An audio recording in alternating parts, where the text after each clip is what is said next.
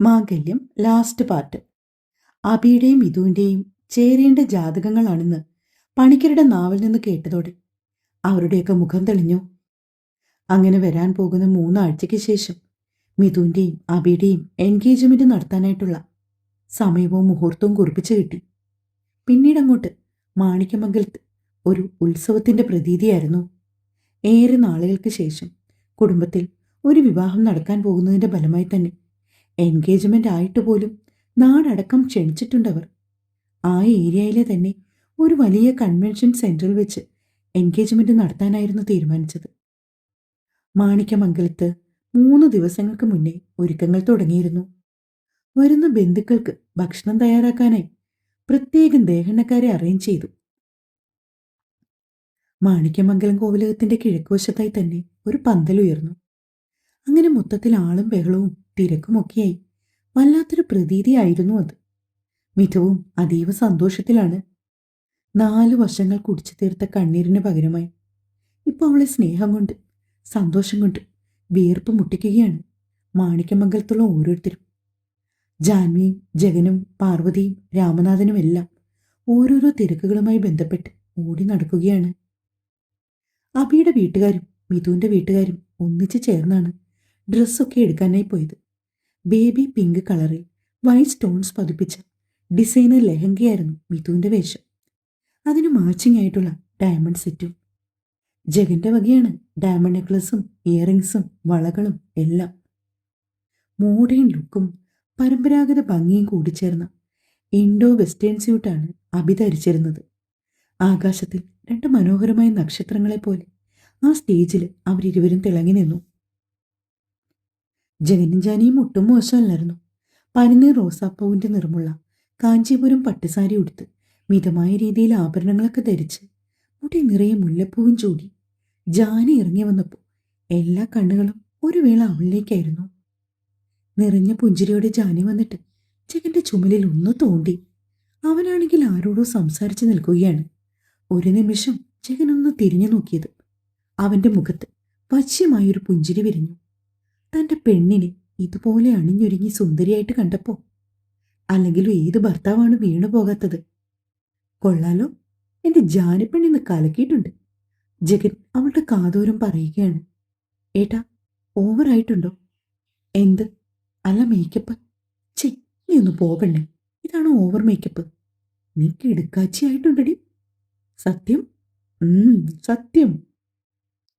എന്റെ ജാനൂട്ടി കൊള്ളാം. അവരിരുവരും ചേർന്ന് സ്റ്റേജിലേക്ക് ചെന്നപ്പോൾ ഋതുക്കുട്ടൻ അബിയുടെയും മിഥുവിന്റെ അരികിൽ നിന്ന് ഫോട്ടോ എടുക്കുകയാണ്. പിന്നീട് കുടുംബാംഗങ്ങൾ എല്ലാവരുമായി സ്റ്റേജിലേക്ക് കയറി ചെന്നു. അബിയുടെ അച്ഛനും അമ്മയും അമ്മാവനും പിന്നെ ചെറിയച്ഛനും ഒക്കെയുണ്ട്. അതുപോലെ അവരുടെ ഭാര്യമാരും. മിഥുവിന്റെ അച്ഛനമ്മമാരും അവരുടെ ഫാമിലി മെമ്പേഴ്സും മുത്തശ്ശനും മുത്തശ്ശിയും ഒക്കെ നിറഞ്ഞ സന്തോഷത്തോടെയാണ് നിൽക്കുന്നത്. അവരുടെ വീട്ടുകാരോടും വളരെ സ്നേഹത്തോടെയാണ് ഇടപെടുന്നതൊക്കെ. തിരുമുൽപ്പാടിനെ കൊണ്ടായിരുന്നു കുട്ടികളുടെ മോതിരങ്ങൾ പൂജിപ്പിച്ചത്. ഒരു തളികയിൽ ഇരുവരുടെയും മോതിരങ്ങൾ എടുത്ത് രാമനാഥന്റെയും അതുപോലെ തന്നെ അബിയുടെ അച്ഛൻ്റെയും കയ്യിലേക്ക് കൊടുത്തു. രാമനാഥനാണ് അബിക്ക് മോതിരം കൈമാറിയത്. അബിയുടെ അച്ഛൻ മിഥുവിനും കൊടുത്തു. അങ്ങനെ കുടുംബത്തിലെ ഓരോ അംഗങ്ങളുടെ അനുഗ്രഹത്തോടെ മിഥുവും അബിയും തമ്മിൽ പരസ്പരം മോതിരം കൈമാറി. ശേഷം അവളെ നെഞ്ചോടടുക്കി പിടിച്ച് നെറ്റിയിൽ ഒന്ന് ചുംബിച്ചു അവൻ. കണ്ടുനിന്ന ഓരോ മുഖങ്ങളിലും ഒരു ചെറു പുഞ്ചിരി വിടരുന്ന സമയം ക്യാമറാമാൻ ആ നിമിഷം വളരെ ഭംഗിയായി തന്നെ അവരുടെ ക്യാമറ കണ്ണുകളിൽ ഒപ്പിയെടുത്തു. ശേഷം ഫാമിലി ഫോട്ടോ എടുക്കലും പരിചയക്കാരെ കണ്ട് ബന്ധം പുതുക്കലും ഒക്കെയായി വളരെ തിരക്കേറിയ ഒരു ദിവസമായിരുന്നു അത്. ബന്ധുക്കളും നാട്ടുകാരുമായി ഒരുപാട് പേര് വന്നിട്ടുണ്ടായിരുന്നതിനാൽ തന്നെ മാണിക്യമംഗലത്തുള്ളവരെല്ലാം നല്ല തിരക്കിലായിരുന്നു. ഇടയ്ക്ക് എപ്പോഴോ ജഗൻ കണ്ടു തിരക്കുകൾക്കിടയിലും അതിഥികളോടൊക്കെ ഓടി നടന്ന് വർത്താനം പറയുകയും അവരുടെ കാര്യങ്ങൾ അന്വേഷിക്കുകയും ചെയ്യുന്ന ജാൻവിയെ. തന്റെ പെണ്ണ് ഉത്തരവാദിത്വം പൂർണ്ണമായും ഏറ്റെടുത്ത മട്ടാണല്ലോ. അവൻ ചിരിയോടെ അവളെ നോക്കി നിന്ന് പോയി. ഋതുക്കുട്ടനെ പിന്നെ മാനസിയും ജയനുമായിരുന്നു കൺട്രോൾ ചെയ്തത്. ഉച്ചയ്ക്ക് ശേഷം തന്നെ അബിയുടെ വീട്ടിൽ നിന്നും വന്ന ബന്ധുക്കൾ എല്ലാവരും പോകാനായി ഇറങ്ങി. പിന്നെ ബാക്കിയുള്ളവരെല്ലാം കൺവെൻഷൻ സെന്ററിൽ നിന്നും നേരെ കോവിലകത്തേക്ക് പുറപ്പെട്ടു. കുറേയേറെ ദിവസങ്ങൾ കൊണ്ട് എൻഗേജ്മെന്റിന്റെ പിന്നാലെ നടന്നതിനാൽ ജാൻവിക്കും മിഥുനും ഒക്കെ തന്നെ വല്ലാത്ത ക്ഷീണം ഉണ്ടായിരുന്നു. കുഞ്ഞിനെ അമ്മയുടെ കയ്യിൽ ഏൽപ്പിച്ചിട്ട് ജാനി ഒന്ന് മയങ്ങാൻ കിടന്നു. നാളെ തന്നെ വീണ്ടും എറണാകുളത്തേക്ക് മടങ്ങിപ്പോകണം. കുറച്ച് ദിവസങ്ങളായി ജഗൻ ലീവിലാണ്. പിന്നെ ഋതുക്കുട്ടന്റെ ക്ലാസ്സും ജാൻവിയുടെ ഷെൽട്ടർ ഹോമും എല്ലാം ഓരോരുത്തരെ ഏൽപ്പിച്ചിട്ടാണ് അവർ വന്നിരിക്കുന്നത്. എറണാകുളത്തിനോട് ഒരു പ്രത്യേക ഇഷ്ടമാണെങ്കിൽ പോലും മാണിക്യമംഗലത്ത് നിന്നുള്ള മടങ്ങിപ്പോക്ക് ജാൻവിയെയും ജഗനെയും ഋതുക്കുട്ടനെയും ഒക്കെ വല്ലാതെ ബാധിക്കാറുണ്ട്. മിഥുവിനും അധികം ലീവില്ല. അങ്ങനെ ആളും ആരവങ്ങളും ഒഴിഞ്ഞ് മാണിക്യമംഗലം വീണ്ടും പഴയതുപോലെയായി. എല്ലാവരും അവരവരുടെ തിരക്കുകളിലേക്ക് ഊളിയിട്ടു. പക്ഷേ മിഥു അഭിയും ഇപ്പോഴും പ്രണയിച്ചുകൊണ്ടിരിക്കുകയാണ്. സമയം കിട്ടുമ്പോഴെല്ലാം അഭി മിഥുവിനെ വിളിക്കും. അവൻ ഒഴിവ് കിട്ടുന്ന സമയങ്ങളിൽ അവളെ കാണാൻ ബാംഗ്ലൂരിലേക്ക് പോകും. അങ്ങനെ അവരുടെ ബന്ധം കൂടുതൽ ദൃഢതയോടെ മുന്നോട്ട് പോയിക്കൊണ്ടിരിക്കുകയായിരുന്നു. ദിവസങ്ങൾ വേഗം വേഗം ഓടിമറിഞ്ഞു. 4 വർഷത്തെ കാത്തിരിപ്പിനൊടുവിൽ ഇന്ന് നമ്മുടെ കളക്ടർ ബ്രോ അഭിയുടെയും മൈഥിലി വർമ്മയുടെയും വിവാഹമാണ്. സോഷ്യൽ മീഡിയ ഒന്നടക്കം ഈ കല്യാണം ആഘോഷമാക്കാൻ എത്തിയിട്ടുണ്ട്. ഇതിനോടകം തന്നെ കളക്ടർ ബ്രോയുടെ പ്രണയ വിവാഹത്തെക്കുറിച്ച് നിരവധി ഓൺലൈൻ മാധ്യമങ്ങളിൽ വാർത്ത വന്നു കഴിഞ്ഞു. എങ്കിലും അതിരുകടന്ന പ്രചാരണങ്ങളൊന്നുമില്ലാതെ വളരെ മാന്യമായ രീതിയിലാണ് അവർ വാർത്തകൾ നൽകിയിരിക്കുന്നത്. പിന്നെ മീഡിയക്കാരെയൊക്കെ സ്നേഹപൂർവ്വം അഭി ഒഴിവാക്കി വിട്ടു. അവർക്ക് പിണക്കം തോന്നാതിരിക്കുവാൻ വേണ്ടി അവൻ തലേ ദിവസം ഒരു വിരുന്ന് സൽക്കാരം നടത്തുകയും ചെയ്തു. മിഥു രാവിലെ തന്നെ മേക്കപ്പ് ചെയ്യാനായി പോയി. കൂടെ ചെറിയച്ഛൻ്റെ മകൾ തന്നെയുമുണ്ട്. ജാൻവിയെ കൊണ്ട് പോകുവാനായിരുന്നു മിഥു പ്ലാൻ ചെയ്തത്. എന്നാൽ കഴിഞ്ഞ 2 ദിവസമായി അവൾക്ക് നല്ല ക്ഷീണമുള്ളതുകൊണ്ട് ജാൻവിയെ നിർബന്ധിക്കേണ്ടതില്ലെന്നും പകരം മറ്റാരെങ്കിലും കൂട്ടിപ്പോയാൽ മതിയെന്നും ജഗനാണ് പറഞ്ഞത്. ആർഭാടങ്ങളും പണവും ആവശ്യത്തിലുണ്ടെങ്കിലും വളരെ ലളിതമായ രീതിയിൽ വിവാഹം നടത്തുവാനായിരുന്നു മിഥുവും അഭി ആഗ്രഹിച്ചത്. ഇരുവരും തങ്ങളുടെ ആഗ്രഹം പറഞ്ഞപ്പോൾ വീട്ടുകാരും സന്തോഷത്തോടെ സമ്മതിച്ചു. അങ്ങനെ അടുത്ത ബന്ധുക്കളെ മാത്രം പങ്കെടുപ്പിച്ചുകൊണ്ട് ചടങ്ങുകൾ നടത്താൻ തീരുമാനിച്ചു. ചടങ്ങിന് ശേഷം ഓർഫനേജിലും ഓൾഡ് ഏജ് ഹോമിലുമൊക്കെയായി ചെറിയൊരു സദ്യയും അവർ ക്രമീകരിച്ചിട്ടുണ്ടായിരുന്നു. വളരെ സിമ്പിളായ മേക്കപ്പാണ് മിഥു തിരഞ്ഞെടുത്തിരിക്കുന്നത്. വലിയ വില കൂടിയ സാരിയൊന്നും ആയിരുന്നില്ല അവൾ ധരിച്ചത്. വിവാഹത്തിന് മുൻപ് അഭിയും മിഥുവും കൂടി ഒരു കൈത്തറി ഗ്രാമം സന്ദർശിച്ചിരുന്നു. അഭി തന്റെ ട്രെയിനിങ് പീരീഡിൽ ഒരു പ്രോജക്റ്റിന്റെ ഭാഗമായി പോയ സ്ഥലമായിരുന്നു അത്. വിധവകളായ കുറച്ച് സ്ത്രീകൾ ചേർന്നാണ് അവിടെ ആ പ്രസ്ഥാനം തുടങ്ങി വെച്ചത്. പിന്നീട് അത് കുറച്ചുകൂടി മികച്ച രീതിയിൽ പുരോഗമിക്കുകയും നല്ലൊരു സംരംഭമായി മാറുകയും ചെയ്തു. അതിന് പൂർണ്ണ പിന്തുണ നൽകി അവരെ സഹായിച്ചത് അഭിയായിരുന്നു. അതുകൊണ്ട് തന്നെ ആ കൈത്തറി ഗ്രാമത്തിലെ തന്റെ സഹോദരിമാർ നെയ്തെടുത്ത സാരി മിഥു വിവാഹ ദിവസം അണിയണമെന്ന് അവന് നിർബന്ധമുണ്ടായിരുന്നു. അഭി ആ കഥയൊക്കെ പറഞ്ഞപ്പോൾ മിഥുവിനും അത് വലിയ സന്തോഷമായി. അങ്ങനെ 2 പേരും ഒരുമിച്ചാണ് മന്ത്രകോടി എടുക്കാൻ പോയത്. അവിടെ ഉള്ളതിൽ ഏറ്റവും വില കൂടിയ സാരിക്ക് 3500 രൂപ മാത്രമേ വിലയുണ്ടായിരുന്നുള്ളൂ. മിഥു തനിക്കായി 3000 രൂപയുടെ സാരിയും ഒപ്പം ജാനിക്കും അമ്മയ്ക്കും അമ്മൂമ്മയ്ക്കും ഒക്കെയായി വേറെ 2-3 സാരികളും കൂടി വാങ്ങി. മൊത്തത്തിൽ എല്ലാം കൂടി 12,000 രൂപയായി. എന്നാൽ അഭിയാവട്ടെ അവർക്കൊരു സഹായം എന്ന രീതിയിൽ ഒരു തുക സംഭാവനയായി നൽകുകയാണ് ചെയ്തത്. ഇത്രയും പണം വേണ്ടെന്ന് പറഞ്ഞ് ആ ചേച്ചിമാരവരെ ഒരുപാട് നിർബന്ധിച്ചെങ്കിലും താൻ നൽകുന്ന ഈ തുക കൊണ്ട് ഈ സ്ഥാപനം ഇനിയും കൂടുതൽ നന്നായി ഉയർന്നു വരണമെന്ന് ആശംസിച്ചുകൊണ്ടാണ് അവൻ അവിടെ നിന്നും മടങ്ങിയത്. അങ്ങനെ ആ കൈത്തറി സാരിയും അണിഞ്ഞാണ് മിഥു ഒരുങ്ങി വന്നത്. ദക്ഷിണ കൊടുക്കൽ ചടങ്ങുള്ളതുകൊണ്ട് തന്നെ വേഗം വരാൻ പറഞ്ഞ് അച്ഛനും മുത്തച്ഛനും ഒക്കെ മിഥുവിനെ ധൃതി വെപ്പിക്കുന്നുണ്ട്. ആ സമയത്താണ് പാവം ജാനി സാരി ഉടുക്കാൻ പാടുപെടുന്നത്. എത്ര ശ്രമിച്ചിട്ടും അവൾക്കത് ശരിയാവുന്നില്ല. ജഗൻ എന്നുറക്കെ വിളിച്ചപ്പോഴാണ് അവൻ വാഷ്റൂമിൽ നിന്ന് ധൃതിയിട്ട് ഇറങ്ങി വന്നത്. അവനും അപ്പോഴാണ് റെഡിയാവുന്നത്. വീടാകെ തിരക്കോട് തിരക്ക്. കുടുംബാംഗങ്ങളെല്ലാം കൂടി എത്തിയതോടെ ആകെ ഒരു ബഹളമായി. ഞാൻ ജഗനോട് 1000 വട്ടം പറഞ്ഞതാ മിഥുവിന്റെ കല്യാണത്തിന് എനിക്ക് അടിച്ചു പൊളിക്കണമെന്ന്. കേൾക്കാഞ്ഞിട്ടല്ലേ ദുഷ്ടൻ. അവൾ അവനെ നോക്കി കണ്ണുരുട്ടി.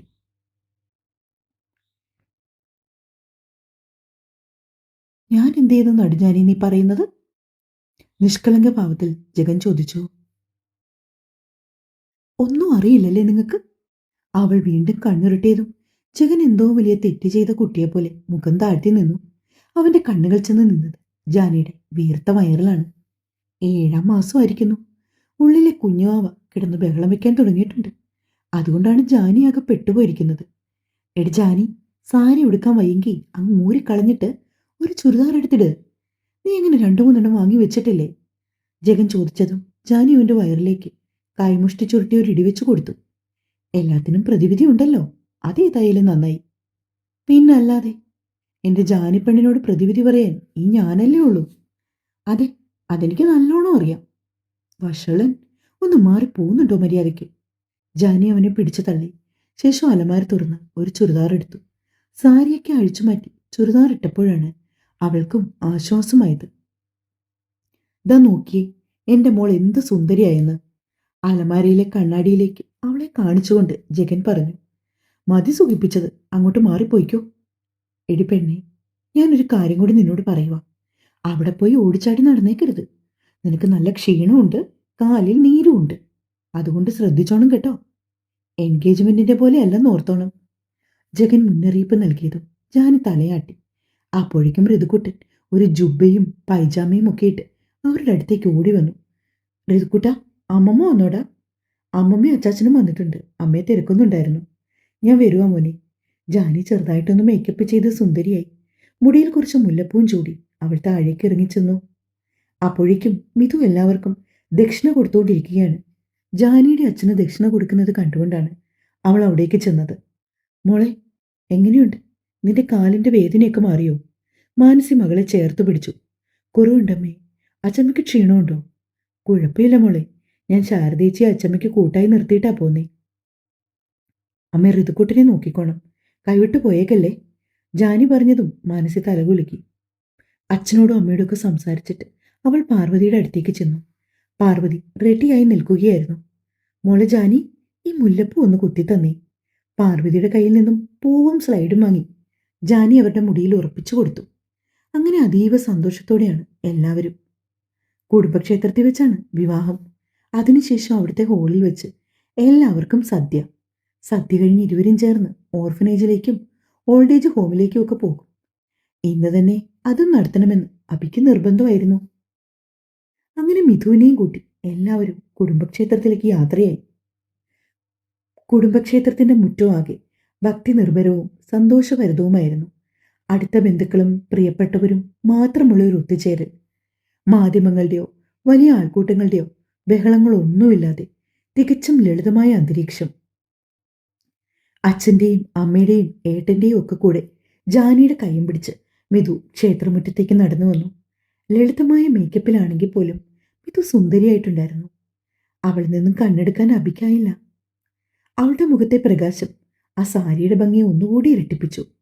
ചന്ദന നിറമുള്ള കുർത്തയും കസവും മുണ്ടുമണിഞ്ഞ് പുഞ്ചിരിയോടെ നിൽക്കുന്ന അബിയുടെ അരികിലേക്ക് മിഥു എത്തിച്ചേർന്നു. മിഥു അബിയുടെ അച്ഛൻ്റെയും അമ്മയുടെയും പാദം നമസ്കരിച്ചു അനുഗ്രഹം വാങ്ങി. അതുപോലെ തന്നെ അബിയും. പൂജാരി മന്ത്രോച്ചാരണങ്ങളോടെ മന്ത്രകോടിയും താലിയും പൂമാലയും എടുത്ത് നൽകി. ശുഭമുഹൂർത്തത്തിൽ എല്ലാവരുടെയും അനുഗ്രഹങ്ങളോടെ അബി മിഥുവിന്റെ കഴുത്തിൽ താലി ചാർത്തി. തുടർന്ന് ഇരുവരും പരസ്പരം തുളസിമാലകൾ അണിയിച്ചു. മിഥുവിന്റെ കൈപിടിച്ച് വിവാഹ മണ്ഡപത്തിന് ചുറ്റും വലം വയ്ക്കുമ്പോൾ അബിയുടെ മുഖത്ത് വലിയൊരു സന്തോഷം നിഴലിച്ചു നിന്നിരുന്നു. താൻ ആഗ്രഹിച്ചതുപോലെ തന്നെ തന്റെ പെണ്ണിനെ എല്ലാവരുടെയും സമ്മതത്തോടുകൂടി കൂടെ കൂട്ടുവാൻ കഴിഞ്ഞു. ജഗനും ജാനിയും ഇരുവരെയും ചേർത്ത് പിടിച്ചു. അബി ജഗന്റെ കൈ പിടിച്ചു കുലുക്കി. താങ്ക്സ്. അവൻ പറഞ്ഞതും ജഗന്റെ മിഴികൾ ചുരുങ്ങി. എന്തിന്? എല്ലാത്തിനും. സ്വന്തം സഹോദരനെ പോലെ എൻ്റെ കൂടെ നിന്ന് എന്നെ സഹായിച്ചതിന്, എന്നെ ഇന്നീ നിലയിൽ എത്തിച്ചതിന്, എൻ്റെ ജീവിതത്തിലെ ഉയർച്ച താഴ്ചകൾക്കൊക്കെ ഹേതുവായതിന്. പറഞ്ഞതും അവയുടെ വാക്കുകൾ ചെറുതായി ഇടറി. ഞാനൊരു നിമിത്തമായെന്ന് മാത്രം. ഇതൊക്കെ മുകളിലിരിക്കുന്നവന്റെ തീരുമാനമാണ്. ജഗൻ അവനെ ചേർത്ത് പിടിച്ചു. ശേഷം മിഥുവിന്റെ വലം കൈ അവന്റെ വലത് കൈയിലേക്ക് വെച്ചു കൊടുത്തു. All the best. ജാനിയും ജഗനും ഇരുവരെയും നോക്കി ഒരുപോലെ പറഞ്ഞു. സദ്യയ്ക്ക് ശേഷം മുൻപ് പ്ലാൻ ചെയ്തതുപോലെ തന്നെ ഇരുവരും ചേർന്ന് ഓർഫനേജിലേക്കും ഓൾഡ് ഏജ് ഹോമിലേക്കും ഒക്കെ തിരിച്ചു. അവിടെയുള്ള അന്തേവാസികൾക്കൊപ്പം സമയം ചെലവഴിച്ചു. അവർക്കായി ഒരിക്കൽ സദ്യ കഴിച്ചു. എല്ലാവർക്കും വേണ്ടി ഡ്രസ്സൊക്കെ വാങ്ങിയിട്ടുണ്ട്. അതും വിതരണം ചെയ്ത ശേഷമാണ് അവരുടെ ആ വിവാഹദിനം പൂർണ്ണമായത്. ആർഭാടങ്ങളേക്കാൾ നന്മയും സ്നേഹവും നിറഞ്ഞ കല്യാണം എല്ലാവരുടെയും മനസ്സിൽ അത്രമേൽ മനോഹരമായ ഒരു ഓർമ്മയായി. അങ്ങനെ അവിടെ നിന്നും എല്ലാവരോടും യാത്ര പറഞ്ഞ ശേഷമാണ് അബിയുടെ വീട്ടിലേക്ക് മിതുവും അബിയും പുറപ്പെട്ടത്. അച്ഛൻ്റെ അമ്മയുടെ മുഖത്തേക്ക് നോക്കിയപ്പോൾ മിതുവിന് കരച്ചിൽ വരുന്നുണ്ട്. എങ്കിലും വളരെ പാടുപെട്ടാണ് പെണ്ണ് പിടിച്ചു നിൽക്കുന്നത്. ജാനി അവളുടെ ഇരുകവിളിലും മാറി മാറി മുത്തം കൊടുത്തു. മിതു, നീ കരയരുത് കേട്ടോ. കരഞ്ഞ എല്ലാവർക്കും സങ്കടാകും. ജാനി മെല്ലെ അവളുടെ കാതോരം പറഞ്ഞു. കരയാനോ? എന്തിന്? കെട്ടണോന്ന് പറഞ്ഞ് നിലവിളിച്ച് കരഞ്ഞവള് കിട്ടിക്കഴിഞ്ഞപ്പോ പിന്നെയും കരയാനോ? എവിടെയെങ്ങാനും കിടന്ന് കരഞ്ഞിട്ടുണ്ടെങ്കിൽ ചൂരിലെടുത്ത് നിന്റെ കാലിലിട്ട് നല്ല അടി വെച്ച് തെരിഞ്ഞാന്. ജഗൻ പറയുന്ന കേട്ട് എല്ലാവരും ഉറക്കെ ചിരിച്ചു. അങ്ങനെ അബിയുടെ കൈയും പിടിച്ച് മിതു വണ്ടിയിലേക്ക് കയറി. വിവാഹം കഴിഞ്ഞ് പെണ്ണിന്റെ വീട്ടിൽ നിന്നും കുറച്ച് ആളുകൾ ചെക്കന്റെ വീട്ടിലേക്ക് പോകുന്ന ഒരു പതിവുണ്ട്. എന്നാൽ ജഗൻ അത് എതിർത്തു. അവർ സമാധാനത്തോടെ അവിടെ കഴിഞ്ഞോളും. ഇവിടെ ഇനി ആരും ചെന്ന് അവരെ ശല്യം ചെയ്യേണ്ടെന്ന് ജഗൻ തീർത്തു പറഞ്ഞു. അതുകൊണ്ട് ആ ചടങ്ങ് ഒഴിവാക്കി. അങ്ങനെ കല്യാണ പെണ്ണിനെയും ചെറുക്കിനെയും യാത്രയാക്കിയ ശേഷം എല്ലാവരും കോവിലകത്തേക്ക് മടങ്ങിപ്പോന്നു. കാറി കയറിയപ്പോഴാണ് പാർവതി കരഞ്ഞുപോയത്. അവർ കരയുന്നത് കണ്ട് രാമനാഥനും സങ്കടം വന്നു. നീ എന്തിനാ പാർവതി ഇങ്ങനെ കരയുന്നത്? നമ്മുടെ മോള് അവൾക്ക് പ്രിയപ്പെട്ടവന്റെ കൂടെയല്ലേ ജീവിക്കാൻ പോകുന്നത്? അറിയാൻ രാമേട്ട, പക്ഷെ എന്തോ വല്ലാത്തൊരു സങ്കടം. ഞാൻ അവളുടെ അമ്മയല്ലേ, അതുകൊണ്ടാകും. എടോ, പെൺമക്കളുള്ള എല്ലാ മാതാപിതാക്കളും അനുഭവിക്കേണ്ടി വരുന്ന സന്ദർഭങ്ങളാണ് ഇതൊക്കെ. താൻ മനസ്സ് വിഷമിപ്പിച്ചിരിക്കരുത്. മക്കൾക്ക് രണ്ടാൾക്കും എന്നും നന്മ വരുത്തണേന്ന് പ്രാർത്ഥിച്ചാൽ മാത്രം മതി. രാമനാഥൻ ഭാര്യയുടെ തോളി തലോടിക്കൊണ്ട് ആശ്വസിപ്പിച്ചു. മിതു പോയപ്പോ അമ്മൂമ്മയ്ക്കും അപ്പൂപ്പനൊക്കെ ഒരുപാട് വിഷമമുണ്ട്. അതുപോലെ തന്നെയാണ് ജാനിയുടെയും ജഗന്റെയും ഒക്കെ അവസ്ഥ. പക്ഷെ അതിനേക്കാളൊക്കെ സങ്കടം ഋതുക്കുട്ടനായിരുന്നു. ഭൂമിയിലേക്ക് നിലാവൊഴുക്കി അകലെ വാനിൽ പുഞ്ചിരി തൂകി നിൽക്കുന്ന പൂർണ്ണചന്ദ്രനെ നോക്കി ബാൽക്കണിയിലെ കൈവരിയിൽ ചാരി നിൽക്കുകയാണ് മിതു. അബിയാവട്ടെ ആരെയോ ഫോൺ വിളിക്കാൻ തുടങ്ങിയിട്ട് കുറച്ച് സമയമായി. ഓഫീസ് കാര്യത്തിനായിട്ടുള്ള വിളിയാണെന്ന് മനസ്സിലായതുകൊണ്ടാണ് മിതു പുറത്തേക്ക് ഇറങ്ങി നിന്നത്. അബിയുടെ അച്ഛൻ്റെ അമ്മയുടെ ഒപ്പമിരുന്ന് എല്ലാവരും രാത്രിയിൽ ഭക്ഷണമൊക്കെ കഴിച്ചു. അതിനുശേഷമാണ് മിതു മുറിയിലേക്ക് വന്നത്. അപ്പോഴേക്ക് സമയം 10 മണിയോട് അടുത്തിരുന്നു. ഒന്ന് കുളിച്ച് ഡ്രസ്സൊക്കെ മാറി ഫ്രഷായി ഇറങ്ങി വന്നപ്പോഴാണ് അബി ആരെയോ ഫോൺ ചെയ്യുന്നത് കണ്ടത്. ശല്യം ചെയ്യേണ്ടെന്ന് കരുതി അവൾ മെല്ലെ ബാൽക്കണിയിലേക്ക് നടന്നു. ആ രാത്രിക്കപ്പോൾ എന്തെന്നില്ലാത്തൊരു ഭംഗിയുള്ളതായി മിതുവിന് തോന്നി. മിന്നിത്തിളങ്ങുന്ന നക്ഷത്രങ്ങളും അവയ്ക്ക് നടുവിൽ ഒരു രാജാവിനെ പോലെ ശോഭിക്കുന്ന പൂർണ്ണചന്ദ്രനും. ഇടയ്ക്കിടയ്ക്ക് ചെറിയ കാർമേഘപ്പറ്റുകൾ ആ ചന്ദ്രനെ മറച്ചുകൊണ്ട് ഓടി മറിയുന്നത് നോക്കി അവൾ അങ്ങനെ നിന്നു. ചുമലിൽ ഒരു സ്പർശനം അറിഞ്ഞാണ് മിതു തിരിഞ്ഞു നോക്കിയത്. പുറകിൽ അബിയായിരുന്നു. എന്താണ് എൻ്റെ പ്രിയതമേ ഇവിടെ ഇങ്ങനെ ചിന്താമഗ്നിയായി നിൽക്കുന്നത്? ഉറങ്ങണ്ടേ? അവൻ ചോദിച്ചതും മിതുവിൽ ചെറുതായൊരു വിറയൽ പടർന്നു. എന്താടോ, എന്തുപറ്റി? ഏയ്, ഒന്നുമില്ല. എങ്കി വാ, നമുക്ക് കിടക്കാം. അബി അവളെ ചേർത്ത് പിടിച്ച് ബെഡ്റൂമിലേക്ക് നടന്നു. താൻ എന്തിനാ ഇങ്ങനെ വിറയ്ക്കുന്നത്? അബിക്ക് ചിരി വന്നു. തോന്നുന്നതാ. എന്ത്? ഞാൻ വിറയ്ക്കുന്നതായിട്ട്. ആർക്ക്? അബിക്ക്. അവളുടെ കുസൃതി നിറഞ്ഞ മറുപടി കേട്ടതും അവൻ ഉച്ചത്തിൽ ചിരിച്ചുപോയി. അങ്ങനെ കാത്തുകാത്തിരുന്നു. ഒടുവിൽ നമ്മൾ ആഗ്രഹിച്ച ആ നിമിഷം വന്നെത്തി, അല്ലേ മിതു? ഞാനിതൊന്നും ആഗ്രഹിച്ചില്ല. പെട്ടെന്നുള്ള അവളുടെ മറുപടി കേട്ട് അബിയുടെ നെറ്റി ചൊളിഞ്ഞു. ഇത്രയും വർഷം കാത്തിരുന്നിട്ടും ഇതൊന്നും ആഗ്രഹിച്ചിട്ടില്ലെന്ന് പറഞ്ഞാൽ ഞാൻ വിശ്വസിക്കില്ല കേട്ടോ. വിശ്വസിക്കണ്ട. അവിടെ ഇരുന്ന് നേരം വെളുപ്പിച്ചു. ഞാൻ ഉറങ്ങാൻ പോവാം. അവൾ ചുവരിനോട് ചേർന്ന് വേഗം കയറിക്കിടന്നു.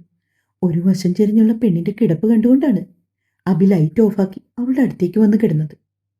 അവൻ തന്നെ ചേർത്ത് പിടിക്കുമെന്നും ആ നെഞ്ചിലേക്ക് അമർത്തി വാരി പുണരുന്നും എന്നൊക്കെയായിരുന്നു മിതുവിന്റെ വിചാരം. പക്ഷെ അവൻ അനങ്ങാതെ കിടക്കുന്നത് കണ്ടതും അവൾക്ക് ദേഷ്യം വന്നു. എന്തൊരു സമാധാനാണെന്ന് നോക്കിയേ. അവൾ തിരിഞ്ഞ് തല ഉയർത്തി നോക്കിയപ്പോ അബി കണ്ണുകളടച്ച് കിടക്കുന്നതാണ് കണ്ടത്. അപ്പോഴേക്കും ഉറങ്ങിയോ? അവൾ മെല്ലെ അവന്റെ അരികിലേക്ക് നീങ്ങിക്കിടന്നു. മുറിയിലെ അരണ്ട നിലാവെളിച്ചത്തിൽ ഇത്രയും നേരം അവന്റെ കിടപ്പ് നോക്കിക്കൊണ്ട് അവൾ അങ്ങനെ തന്നെ കിടന്നു. പെണ്ണവൾ കൈമുട്ട് മെത്തയിൽ കുത്തി പതിയെ ഉയർന്ന് അവന്റെ മുഖത്തിനരികിലേക്ക് താഴ്ന്നു. ആ കവളിൽ ഒരു മുത്തം കൊടുത്തു. പെട്ടെന്നായിരുന്നു അബി അവളെ വലിച്ച് തന്റെ ദേഹത്തേക്കിട്ടത്. കള്ളൻ, ഉറങ്ങിയിരുന്നില്ലല്ലേ? അവൾ അവന്റെ നെഞ്ചിൽ ചെറുതായി നിടിച്ചു. നീ എത്ര നേരം മാറിക്കിടക്കൂന്ന് അറിയാൻ വേണ്ടി വെയിറ്റ് ചെയ്തതാ. പക്ഷെ എന്റെ പെണ്ണിന് അധിക നേരം കാത്തിരിക്കാൻ വയ്യെന്ന് മനസ്സിലായി. അവളുടെ നെറുകയിൽ മുത്തിക്കൊണ്ടവൻ പറഞ്ഞതും മിതു ഒന്നുകൂടി ഉയർന്ന് അവന്റെ ഇരു കവളിലുകളും മാറി മാറി ചുംബിച്ചു. Mithu, I love you. ഓ, ആയിക്കോട്ടെ. കുസൃതി നിറഞ്ഞ അവന്റെ മിഴികളിലേക്ക് നോക്കി മിതു കുറുമ്പോടെ പറഞ്ഞു. ആ രാത്രി അവർക്ക് പ്രിയപ്പെട്ടതായി മാറുവാൻ അധിക നേരം വേണ്ടി വന്നില്ല. അവന്റെ തഴുകലുകളിൽ തരളിതമായി ആ പെണ്ണിൽ അവന്റെ പ്രണയ ചുംബനങ്ങൾ ഏറ്റുവാങ്ങാത്ത ഒരണുപോലും ബാക്കിയുണ്ടായിരുന്നില്ല. ഒരു മായാജാലക്കാരനെ പോലെ അവൻ തന്റെ പ്രിയപ്പെട്ടവളിലേക്ക് ആഴത്തിൽ ചേക്കേറുകയായിരുന്നു. അടുത്ത ദിവസം രാവിലെ അമ്മ വന്ന് വാതിലിൽ കൊട്ടി വിളിക്കുമ്പോൾ അഭിയും മിതുവും എണീറ്റത്. അവന്റെ നെഞ്ചിൽ അതേപോലെ കിടക്കുകയാണ് അവളും. നോക്കിപ്പോ മിതുവും മെല്ലെ തലയുയർത്തി. ഒപ്പം അയ്യേന്ന് ഉറക്ക വിളിച്ചുകൊണ്ടവൾ പുതപ്പെടുത്തതിന്റെ ദേഹത്തേക്കിട്ടു. മിതു, അമ്മയാണല്ലോ വിളിക്കുന്നത്. അഭി ചെന്നിട്ട് എന്താണെന്ന് ചോദിക്കുക. അവൾ പുതപ്പും വാരിച്ചുറ്റി എണീറ്റ് നേരെ വാഷ്റൂമിലേക്ക് ഓടി. അവനാണെങ്കിൽ ആ കോലത്തിൽ റൂം തുറന്ന് അമ്മയുടെ അടുത്തേക്ക് ചെല്ലാൻ ആകെ നാണം. മോനെ, ആ അമ്മേ, എടാ ഇതാരാ വന്നിരിക്കുന്നു നോക്കിയേ. നിങ്ങൾ എണീറ്റില്ലേ? അമ്മേ, മിതു കുളിക്കുന്നു, ഇപ്പൊ വരാം, ഞാനൊരു കോളില്, അഭി വിളിച്ചു പറഞ്ഞു. ശരി മോനെ. അമ്മ പോയതും അഭി ഓടിച്ചെന്നിട്ട് മിതുവിന്റെ ഡോറിൽ കൊട്ടി. ആരാ അഭി? അറിയില്ല, നീ ഇതൊന്ന് തുറന്നേ. ഞാൻ കുളിക്കുവാ. So what? തുറക്കാൻ പറ്റില്ലെന്നേ. ഡി അർജന്റ്, ഒരു കാര്യം പറയാം, അഭി വീണ്ടും പറഞ്ഞതു മിതു ഡോറിന്റെ പാതി തുറന്നു പിടിച്ചു. എന്നിട്ട് അവളുടെ മുഖം മാത്രം വെളിയിലേക്ക് ഇട്ടു. അഭി ആരാ മോന്? ആ ഒരു ഇത്തിരി ഇടയിലൂടി അവനും അങ്ങോട്ട് നുഴഞ്ഞു കയറി. ഛേ, ഈ അഭി! അവളവനെ ദേഷ്യത്തിൽ നോക്കി. ഡേ, ആരാ വന്നതെന്നറിയില്ല, വേഗം ആവട്ടെ. ഇത്തിരി സോപ്പെടുത്തവൻ അവളുടെ ചുമലിലേക്ക് പതിപ്പിച്ചു. അതെ, ഇപ്പൊ ഇത്രയും മതി, നമുക്കിഷ്ടം പോലെ ടൈമുണ്ടെന്ന്. അഭി അവളെ നോക്കി കണ്ണിറക്കി.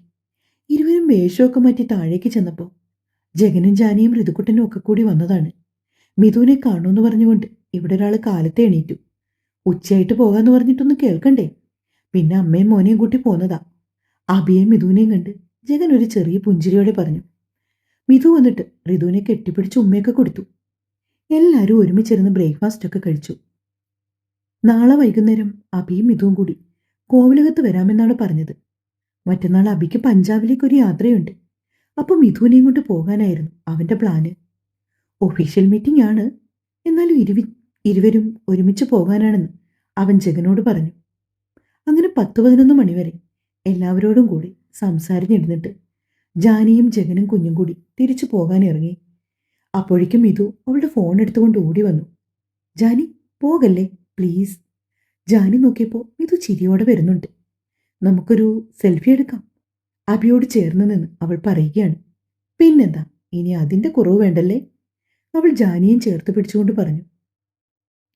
അങ്ങനെ ആദ്യം എല്ലാവരും ചേർന്ന് അഭിയുടെ അച്ഛനും അമ്മയും ഒക്കെ ആയിട്ട് ഫോട്ടോ എടുത്തു.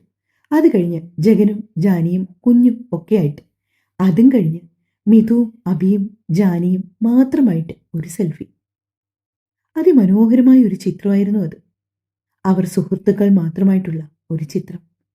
8 വർഷം മുന്നേ എടുത്ത സെൽഫിയും ഇപ്പോൾ എടുത്ത സെൽഫിയും ഒരുമിച്ച് കാണിച്ചു കൊടുക്കുകയാണ് മിഥു.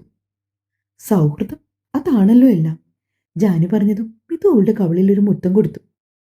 മമ്മ, ഋതുക്കുട്ടൻ വിളിച്ചപ്പോൾ ജഗനും ജാനിയും എല്ലാവരോടും യാത്ര പറഞ്ഞുകൊണ്ട് കാറിലേക്ക് കയറി. വണ്ടി സ്റ്റാർട്ടാക്കിയ ശേഷം ജഗൻ ചെറുതായി ഒന്ന് ഹോൺ മുഴക്കിയപ്പോൾ മിഥു അഭിയും അവരെ കൈവീശി കാണിച്ചുകൊണ്ട് ഉമ്മറത്തുണ്ട്. ഇരുവരും സന്തോഷത്തോടെ ചേർന്ന് നിൽക്കുന്നത് കണ്ടപ്പോൾ ജാനിയുടെയും ജഗന്റെയും മനസ്സ് ഒരുപോലെ നിറഞ്ഞിരുന്നു. ശുഭം. ഗുഡ് മോർണിംഗ് പ്രിയപ്പെട്ടവരെ. നമ്മുടെ മാംഗല്യം തീർന്നു കേട്ടോ. നിങ്ങൾ ഓരോരുത്തരും നൽകിയ സ്നേഹം, സപ്പോർട്ട്, എല്ലാത്തിനും ഒരുപാട് നന്ദി. ഇനിയും തുടർന്ന് പ്രതീക്ഷിക്കുകയാണ്. പരിണയം നാളെ മുതൽ തരാട്ടോ. സ്നേഹത്തോടെ നിങ്ങളുടെ സ്വന്തം മിത്രവിന്ദ. Thank you.